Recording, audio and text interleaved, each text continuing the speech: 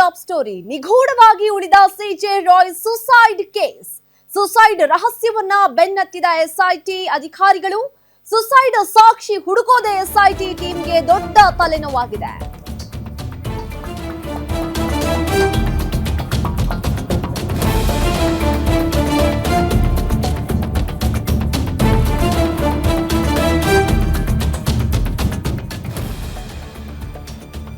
ನಿಗೂಢವಾಗಿ ಉಳಿದ CJ Roy suicide case. Suicide ರಹಸ್ಯವನ್ನ ಬೆನ್ನತ್ತಿದ ಎಸ್ಐಟಿ ಅಧಿಕಾರಿಗಳು.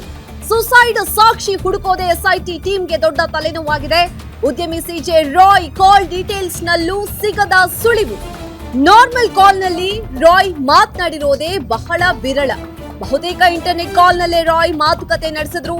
ಟೆಕ್ನಿಕಲ್ ಎವಿಡೆನ್ಸ್ ಕಲೆ ಹಾಕಲು ಮುಂದಾಗಿದೆ ಎಸ್ಐಟಿ ಟೀಮ್. ರಾಯ್ಗೆ ಐಟಿ ಅಧಿಕಾರಿಗಳಿಂದಲೂ ತೊಂದರೆಯಾಗಿಲ್ಲ.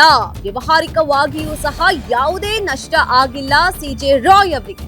ದುಬೈನಿಂದ ಮರಳಿದ ನಂತರವೂ ಕೂಡ ಬಹಳ ಜಾಲಿಯಾಗಿದ್ರು ಸಿಜೆ ರಾಯ್. ಕಾರ್ ಚಾಲಕರಿಂದ ಹೇಳಿಕೆ ಪಡೆದುಕೊಂಡಿದೆ ಎಸ್ಐಟಿ ಟೀಮ್. ರಾಯ್ ಇದ್ದ ಹೋಟೆಲ್ನಲ್ಲಿ ಸಿಸಿಟಿವಿಗಳ ಪರಿಶೀಲನೆ ಕೂಡ ನಡೆಸಿದ್ದಾರೆ. ಇಷ್ಟಾದ್ರೂ ಸಹ ನಿಗೂಢವಾಗಿ ಉಳಿದಿದೆ ರಾಯ್ ಆತ್ಮಹತ್ಯೆ ಕೇಸ್. ಉದ್ಯಮಿ ಸಿಜೆ ರಾಯ್ ಸುಸೈಡ್ ಕೇಸ್ಗೆ ಸಂಬಂಧಪಟ್ಟಂತೆ ಇಲ್ಲಿಯವರೆಗೂ ಕೂಡ ಯಾವುದೇ ಒಂದು ಕ್ಲೂ ಸಿಕ್ಕಿಲ್ಲ. ಫ್ಯಾಮಿಲಿ ಜೊತೆ ಕೂಡ ಅವರು ತುಂಬಾ ಚೆನ್ನಾಗಿನೇ ಇದ್ರು. ಯಾವುದೇ ವೈಮನಸ್ಸು ಇರಲಿಲ್ಲ. ವರ್ಕರ್ಸ್ ಜೊತೆನೂ ಸಹ ತುಂಬಾ ಜಾಲಿ ಆಗಿದ್ರಂತೆ ಸಿಜೆ ರಾಯ್ ಅವರು. ಬಿಸ್ನೆಸ್ ನಲ್ಲೂ ಕೂಡ ಏನು ಲಾಸ್ ಆಗಿರ್ಲಿಲ್ಲ. ಯಾರು ಎನಿಮೀಸ್ ಕೂಡ ಇರ್ಲಿಲ್ಲ ಸಿಜೆ ರಾಯ್ ಅವರಿಗೆ. ಒಬ್ಬ ಉದ್ಯಮಿಗೆ ಐಟಿ ರೇಡ್ ಅನ್ನುವಂಥದ್ದು ಕೂಡ ಬಹಳ ಹೊಸದೇನಲ್ಲ ಅಂತಾನೆ ಹೇಳಬಹುದು. ವ್ಯವಹಾರಿಕವಾಗಿಯೂ ಸಹ ಲಾಭದಲ್ಲೇ ಇದ್ದವರು ಸಿಜೆ ರಾಯ್. ಸಖತ್ ಜಾಲಿಯಾಗಿದ್ರು. ಅವರ ಇನ್ಸ್ಟಾಗ್ರಾಮ್ ಅಕೌಂಟ್ ನಲ್ಲಿ ಅವರ ವಿಡಿಯೋಸ್ ಚೆಕ್ ಮಾಡಿದಂತಹ ಸಂದರ್ಭದಲ್ಲಿ ಎಲ್ರಿಗೂ ಗೊತ್ತಾಗುತ್ತೆ ಎಷ್ಟು ಜಾಲಿಯಾಗಿದ್ದಂತಹ ವ್ಯಕ್ತಿ ಅವರು ಅಂತ. ಎಸ್ಐಟಿ ಇಲ್ಲಿಯವರೆಗೂ ಕೂಡ ಏನ್ ಮಾಹಿತಿ ಕಲೆ ಹಾಕಿದ್ಯೋ ಅದರಲ್ಲಿ ಯಾವುದೇ ಒಂದು ರೀಸನ್ ಕೂಡ ಪತ್ತೆಯಾಗಿಲ್ಲ ಅವರ ಸುಸೈಡ್ಗೆ ಸಂಬಂಧಪಟ್ಟಂತೆ. ಎಸ್ಐಟಿ ಫೋನ್ ಕರೆಗಳ ಪರಿಶೀಲನೆ ಕೂಡ ನಡೆಸಿತ್ತು. ಸಿಜೆ ರಾಯ್ ಅವರ ಮೊಬೈಲ್ ಸಿಡಿಆರ್ ರಿಪೋರ್ಟ್ ಕೂಡ ಎಸ್ಐಟಿ ಟೀಮ್ಗೆ ಸಿಕ್ಕಿದೆ. ಬಟ್ ಅದರಲ್ಲಿ ಯಾವುದೇ ಲಾಸ್ಟ್ ಕಾಲ್ ಯಾರಿಗೆ ಮಾಡಿದ್ರು ಅನ್ನುವಂತಹ ಮಾಹಿತಿ ಕೂಡ ಸಿಕ್ಕಿಲ್ಲ. ಯಾಕಂತಂದ್ರೆ ಅವರು ಆಲ್ಮೋಸ್ಟ್ ಇಂಟರ್ನೆಟ್ ಕಾಲ್ ಮಾಡ್ತಿದ್ರಂತೆ. ಸೊ ಹಾಗಾಗಿ ಯಾವುದೇ ರೀಸನ್ ಕೂಡ ಸಿಕ್ಕಿಲ್ಲ ಅವರ ಸುಸೈಡ್ಗೆ ಸಂಬಂಧಪಟ್ಟಂತೆ. ಆತ್ಮಹತ್ಯೆ ಹಿಂದಿನ ಬಲವಾದ ಕಾರಣ ಏನು ಅಂತ ಗೊತ್ತಾಗಬೇಕು. ಬಹಳ ಕುತೂಹಲ ಮೂಡಿಸ್ತಾ ಇದೆ. ಈ ನಿಟ್ಟಿನಲ್ಲಿ ಎಸ್ಐಟಿ ಟೀಮ್ ಯಾವ ದಿಕ್ಕಿನಲ್ಲಿ ತನಿಖೆ ಮಾಡುತ್ತೆ ಇನ್ನು ಮುಂದಿನ ದಿನಗಳಲ್ಲಿ ಅಂತ ಕಾದು ನೋಡ್ಬೇಕು.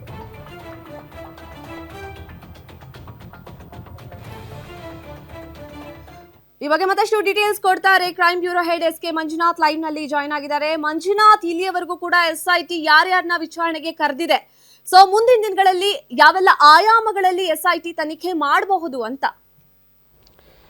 ನಮ್ರತ, ಉದ್ಯಮಿ ಸಿಜೆ ರಾಯ್ ಅವರ ಆತ್ಮಹತ್ಯೆ ಪ್ರಕರಣಕ್ಕೆ ಸಂಬಂಧಪಟ್ಟಂತೆ ಎಸ್ಐಟಿ ತಂಡ ಈಗಾಗಲೇ ಯಾವ ಮಾಹಿತಿಯನ್ನು ಕಲೆ ಹಾಕಬೇಕು ಆ ರೀತಿಯಾಗಿ ಪ್ರಾಥಮಿಕ ಮಾಹಿತಿಯನ್ನು ಕಲೆ ಹಾಕಿದೆ. ಆದರೆ ಅವರು ಕಲೆ ಹಾಕಿರ್ತಕ್ಕಂಥ ಮಾಹಿತಿಯಲ್ಲಿ ಸಿಜೆ ರಾಯ್ ಅವರು ಆತ್ಮಹತ್ಯೆ ಮಾಡ್ಕೊಂಡಿದ್ದಾರೆ ಅಂತಕ್ಕಂಥ ಒಂದು ಸಣ್ಣ ಸುಳಿವು ಸಹ ಸಿಕ್ಕಿಲ್ಲ ಅಂತಕ್ಕಂಥದ್ದು ಈಗ ಎಸ್ಐಟಿ ತಂಡಕ್ಕೆ ಎದುರಾಗಿರುವಂಥ ದೊಡ್ಡ ಸವಾಲಾಗಿದೆ. ಇಲ್ಲಿ ಮೊದಲಿಗೆ ಅವರ ಸಾವಿಗೆ ಸಂಬಂಧಪಟ್ಟಂತೆ ಐಟಿ ದಾಳಿಯಿಂದ ಅವರು ಆತ್ಮಹತ್ಯೆ ಮಾಡ್ಕೊಂಡಿಲ್ಲ, ಅವರು ಐಟಿ ದಾಳಿಗೆ ಎದುರೋದು ಅಂತ ವ್ಯಕ್ತಿ ಅಲ್ಲ ಅಂತಕ್ಕಂಥ ಮಾತುಗಳು ಕೇಳಿ ಬರ್ತಾ ಇತ್ತು. ಈ ನೆಲೆಯಲ್ಲಿ ಅವರ ವಿರುದ್ಧ ಏನೆಲ್ಲ ಆರೋಪಗಳು ಕೇಳಿ ಬಂದಿತ್ತೋ ಆ ಆಯಾಮಗಳಲ್ಲಿ ಈಗ ಎಸ್ಐಟಿ ತನಿಖೆಯನ್ನು ನಡೆಸ್ತಾ ಇದೆ. ಮೊದಲಿಗೆ ಅವರು ದುಬೈಯಿಂದ ಈ ಘಟನೆ ನಡೆಯೋದಕ್ಕಿಂತ ಮುಂಚಿತವಾಗಿ 2 ದಿನ ಮುಂಚಿತವಾಗಿ ಬಂದಿರ್ತಾರೆ. ಅವರು ಬಂದಂಥ ಸಂದರ್ಭದಲ್ಲಿ ಅಲ್ಸೂರು ಕೆರೆ ಬಳಿ ಇರ್ತಕ್ಕಂಥ ಕಾರ್ನಾಡ್ ಹೋಟೆಲ್ನಲ್ಲಿ ಉಳ್ಕೊಂಡಿರ್ತಾರೆ. ಅಲ್ಲಿನ 24ನೇ ಮಹಡಿಯಲ್ಲಿದ್ದಂಥ ಒಂದು ದೊಡ್ಡ ಸೂಟ್ನಲ್ಲೂ ಸಹ ಈಗ ಎಸ್ಐಟಿ ತಂಡ ಸ್ಥಳ ಮಹಜರು ಮಾಡಲಾಗಿದೆ. ಜೊತೆಗೆ ಅವರ ಕಾರು ಚಾಲಕರಾದಂಥ ಇಬ್ಬರನ್ನ ವಿಚಾರಣೆಗೊಳಪಡಿಸಿ ಅವರಿಂದ ಹೇಳಿಕೆಗಳನ್ನು ಸಹ ದಾಖಲು ಮಾಡಿಕೊಳ್ಳಲಾಗಿದೆ. ಅವರು ಹೇಳಿದ್ದಾರೆ, ದುಬೈಯಿಂದ ಬಂದಂಥ ಸಿಜೆ ರಾಯ್ ಅವರು ಲಗೇಜನ್ನು ಒಂದು ಕಾರಲ್ಲಿ ಇಟ್ಕೊಂಡಿದ್ರು, ಮತ್ತು ಒಂದಷ್ಟು ಬಟ್ಟೆಯನ್ನು ಹೊಸದಾಗಿ ಪರ್ಚೇಸ್ ಮಾಡಿದ್ವಿ, ಎಲ್ಲ ಒಂದು ಕಾರಲ್ಲಿ ತಗೊಂಡು ಬಂದಿದ್ರು. ಅವರನ್ನು ಮತ್ತೊಂದು ಕಾರಲ್ಲಿ ಕರ್ಕೊಂಡು ಬಂದ್ವಿ. ಬರಬೇಕಾದಂಥ ಸಂದರ್ಭದಲ್ಲಿ ನಮ್ಮ ಜೊತೆ ಪ್ರತಿ ಸಂದರ್ಭದಲ್ಲಿ ಯಾವಾಗ ಬೆಂಗಳೂರಿಗೆ ಬಂದಾಗ ಯಾವಾಗ ನಗುಮುಖದಲ್ಲಿ ಮಾತಾಡ್ತಾ ಇದ್ರು ಅದೇ ರೀತಿಯಾಗಿ ಮಾತಾಡ್ತಾ ಇದ್ರು.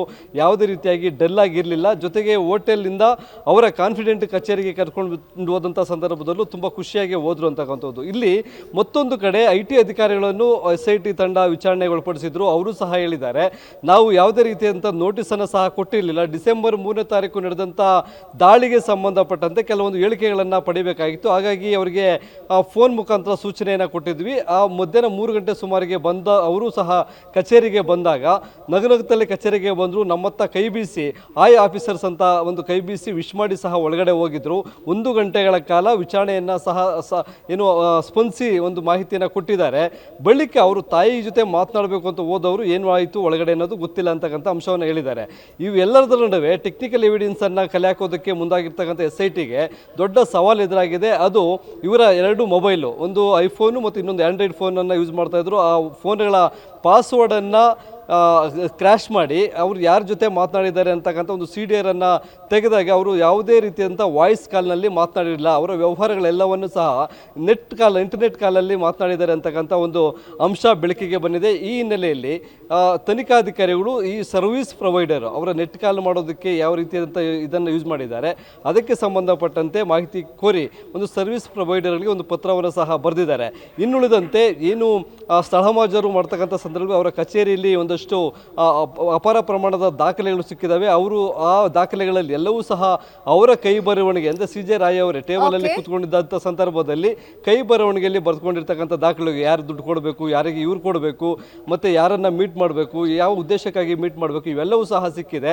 ಇವೆಲ್ಲವನ್ನು ಸಹ ಪರಿಶೀಲನೆ ಮಾಡಿದಾಗ ಒಂದು ಕಾಡ್ತಕ್ಕಂಥದ್ದು ಅವರ ಆತ್ಮಹತ್ಯೆಗೆ IT ದಾಳಿ ರೀಸನ್ ಇಲ್ಲ ಅನ್ನೋದು ಗೊತ್ತಾಗಿದೆ.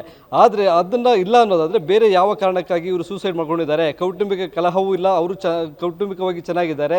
ಹೀಗಾಗಿ ಇಲ್ಲಿವರೆಗೂ ಒಂದು SIT ತನಿಖೆಯಲ್ಲಿ CJ ರಾಯ್ ಅವರ ಸೂಸೈಡ್ಗೆ ಸಂಬಂಧಪಟ್ಟಂತೆ ನಿಖರವಾದ ಮಾಹಿತಿ ಸಿಕ್ಕಿಲ್ಲ.